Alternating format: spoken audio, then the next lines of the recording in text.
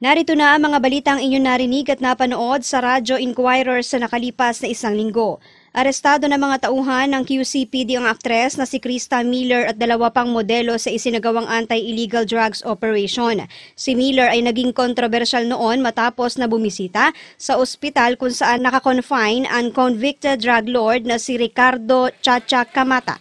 Si Camata na noon ay commander ng Sige-Sige Sputnik Gang sa New Bilibid Prison ay napaulat na nagpapunta ng starlet at TV dancer sa loob ng kanyang room sa Metropolitan Medical Center sa Maynila kung saan siya nakakonfine dahil sa sakit sa baga. Mismong si Camata din ang nagkumpirma na si Krista Miller nga ang naging bisita niya na nakita sa CCTV footage ng ospital. Si Krista Miller umano ang supplier ng shabu ng dalawang FHM models na nauna nang nadakip ng mga tauhan ng QCPD. Bago ang pagkakaaresto kay Miller o Crystalline Engle sa totoong buhay, Linggo ng umaga ay nadakip ang dalawang umano'y kliyente ng aktres na sina Lia Alelin Bolia at Jeremy Padolina. Sina Bolia at Padolina ay kapwa modelo ng FHM magazine at nadakip sa Project 4 sa Quezon City. Bilang bahagi ng follow-up operation, sinabi ni QCPD Director Senior Superintendent Guillermo Eliazar, nagsagawa sila ng operasyon kay Miller. Nadakip si Miller kasama ang isang Aaron Medina sa General T. De Leon sa Valenzuela City. Noong nakaraang linggo, nadakip din ng QCPD sa operasyon ng isa pang sexy star na si Sabrina M. Sa ngayon kapwa-abala sina Miller at Sabrina M sa pagtatanim sa Camp Karingal. Bahagi umano ito ng ehersisyo at forced rehab o detoxification sa dalawang aktres. Naaresto at nakulong sa Station 6 ng Angeles City Police ang aktor na si Mark Anthony Fernandez. Nadakip si Fernandez sa isang checkpoint sa Barangay Birhen de los Remedios sa Angeles City matapos makuhanan ng 1 kilo ng marijuana sa kanyang sasakyan. Ayon sa aktor, gumagamit siya ng marijuana pangontra sa cancer. Pero katuwiran nito, wala pa umano siyang nabibiling marijuana nang siya'y maharang sa checkpoint ng mga pulis. Ani Fernandez, hindi niya alam kung paanong nagkaroon ng marijuana sa kanyang kotse. Nasampahan na din ng kaso si Fernandez at sa isinagawang arraignment o pagbasa sa kanya ng sakdal, naghain siya ng not guilty plea. Si Fernandez ay anak ng yumaong si Rudy Fernandez kay Alma Moreno. Dati nang labas-masok sa rehab si Mark Anthony Fernandez at mismo ang ama niyang si Rudy Fernandez ang nagpapasok sa kanya. Maliit pa umano ang 10 billion pesos pork barrel fan scam na kinasangkutan ng tinaguriang pork barrel queen na si Janet Lim Napoles kung ang pag-uusapan ay ang kita ng transaksyon ng iligal na droga sa New Bilibid Prison. Ayon kay Justice Secretary Vitaliano Aguirre II, kung pagbabatayan kasi ang mga bank records na kanilang sinusuri, aabot na sa 10 billion pesos ang drug money sa Bilibid. At ang halagang ito ay nakuha sa loob lamang ng nakalipas na 2 taon. Sinabi ni Aguirre na patuloy ang pagbusisi sa mga bank accounts at hihingi nila sa Anti-Money Laundering Council na maibigay sa kanila ang kinakailangang records. Ani Aguirre, ang nasabing mga bank records ay naglalaman ng bank transaction, partikular na ang pagdedeposito ng perang napagbentahan ng iligal na droga. Dagdag pa ni Aguirre, kabilang sa aalamin ng DOJ kung may kaugnayan ang halaga ng bank transaction sa eleksyon. Aminado si Aguirre na hindi pa nila nakakalkal ang lahat ng kinakailangang record at ang impormasyon nila ngayon ay hinggil sa record ng bank transaction ay tip of the iceberg pa lamang. Ani Aguirre, hindi imposible na umabot nga sa 10 billion ang drug money sa Bilibid sa loob lang ng 2 taon dahil batay sa testimonya ng isa sa high-profile inmate na si Rodolfo Magleo, sa loob lang ng 3 buwan umaabot sa 1 bilyon ang kanilang collectible o nakukolektang pera. Yung pong bank records, iba po yun. Actually, hindi pa kami tapos dun sa aming pag-query sa AMLAC. But napakarami na po ng bank records na aming patitingnan. At hindi po kukulangin ng laman to sa 10 bilyon. Ang testify lang po niyan dyan sa mga ilang nakuha naming mga bank records. Dyan hinuhulog ng mga ng mga contact nila from outside. Halimbawa, Grabe, ano ha? nagbenta ka ng 50 kilos na shabu outside. Walang sinabi yung kay direct na police na 10 billion. Inaresto na ng Albuera Police si Albuera Leyte Mayor Rolando Espinosa. Ayon sa hepe ng Albuera Police na si Chief Inspector Jovi Espinido, isinilbi nila ang warrant of arrest na inilabas ng korte laban kay Espinosa hinggil sa kasong illegal possession of firearms na kinakaharap ng alkalde. Sinabi ni Espinido na 2 arrest warrant ang hiniling nila sa korte. Una ay para sa kasong illegal possession of firearms at ang isa ay hinggil sa possession of illegal drugs. Naisailalim na rin sa booking process si Espinosa kabilang ang pagkuha ng mugshot at fingerprints. Patuloy naman pinaghahanap ng mga otoridad ang anak ng alkalde na si Kerwin Espinosa na nahaharap din sa parehong kaso.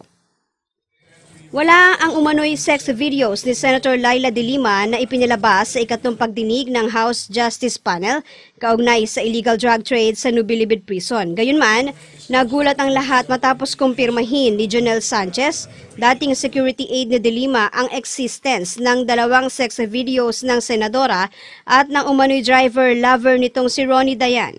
Sa kanyang sinumpaang salaysay, sinabi ni Sanchez na kasama siya sa tuwing tutungo ang nooy Justice Secretary na si de Lima sa Bilibid at nasaksihan niya na kinakausap ng kanyang amo ang mga commander na mga pangkat sa NBP. Napansin din umano ni Sanchez ang pagiging malapit ni na de Lima at Dayan hanggang sa makumpirma na may relasyon nga ang dalawa. Naikwento pa ni Sanchez na minsang biyaheng probinsya sila, nagsusubuan pa raw ng saging na saba sina Dayan at de Lima. Madalas din daw na pinamimili ni de Lima ng mga gamit si Dayan gaya ng sapatos at mga personal na gamit. Kapag kaarawan ni Dayan tuwing Disyembre, nagtutungo umano sa bahay ni Dayan si de Lima sa Orbis, Tondo at doon na ito nagpapaabot hanggang bagong taon. Sa kasagsagan ng pagbabasa ng kanyang affidavit, sinabi ni Sanchez na mayroong video scandal sina de Lima at Dayan. Ang video na kanilang napanood ay mula mismo sa cellphone ni Dayan na nakita niya at ng isa pang bodyguard na si Bantam nang minsang nasa Malacanang sila at naiwan ni Dayan ang cellphone sa sasakyan.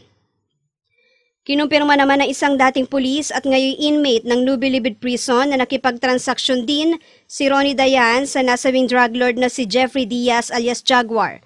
Sa kanyang testimonya sa pagdinig sa kamera, sinabi ni dating PO3 Engelberto Durano na nagpakilalang miyembro ng Barang Cebu Brotherhood, siya mismo ang nag-introduce kay Dayan at Jaguar sa isa't isa.